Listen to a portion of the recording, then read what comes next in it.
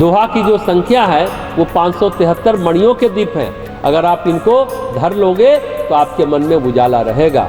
मन में क्यों धरे? मन में उजाले की आवश्यकता क्या है? मन में उजाले और अंधेरे का दौर आता रहता है। किसी का मन ऐसा नहीं है कि जिसमें अंधेरा न आए, क्योंकि मन की गहरी परतों में, जैसे हमने भूमि साफ की, भवन बनाया, हमारी नज़र में तो सब साफ सुथरा है, लेकिन उन भूमि के अंदर हो सकता है कोई जिन्न रहता हो, ये संभव है। भूमि के आसपास कोई प्रेत रहता हो, यानी नेगेटिव एनर्जी रहती हो।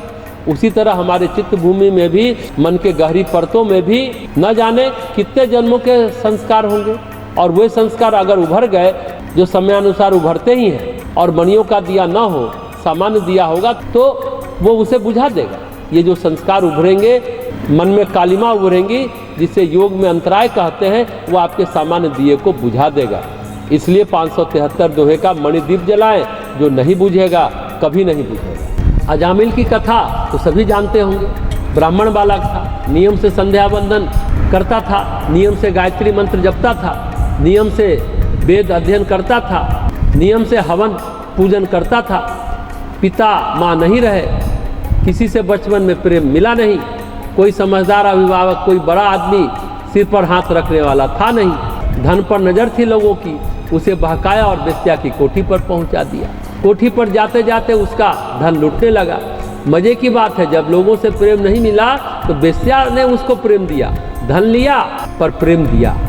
एक समय ऐसा हुआ, उस बेस्या के संसर्ग से एक बेटा भी हो गया। कर्मों का विपाक झेलते झेलते एक क्षण ऐसा आया, अंतराय खत्म हुआ। एक महात्मा अजामिल के जीवन में आए, बोले अब तुम बुजुर्ग हो गए, अब कठिन कठिन साधना तो नहीं कर सकते, ऐसा करो तुम अपने बेटे का नाम नारायण रख लो, क्योंकि बेटे से मोह है। दिन भर नारायण नारायण करते रहो, और नाम लेते लेते अजामिल पार हो गए। तो गोस्वामी जी कहते हैं ये दोहे मणियों के दिए हैं। कौन चीज़ बाहर से और कौन चीज़ तुम्हारे अंदर से आकर अंधेरा पैदा कर देगी, होश ही नहीं रहेगा।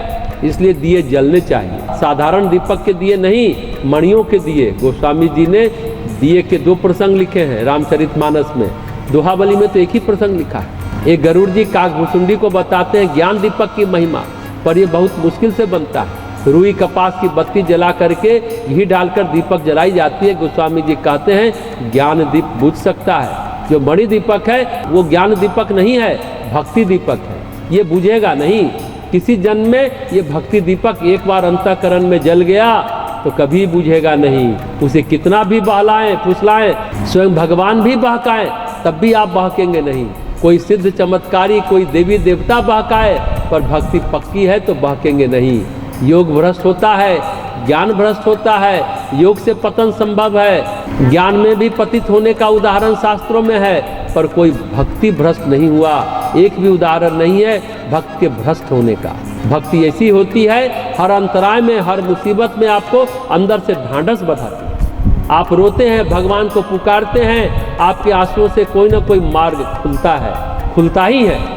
भक्ति एक ऐसी चीज है जहाँ मनुष्य अपने आंसुओं से धुलता है।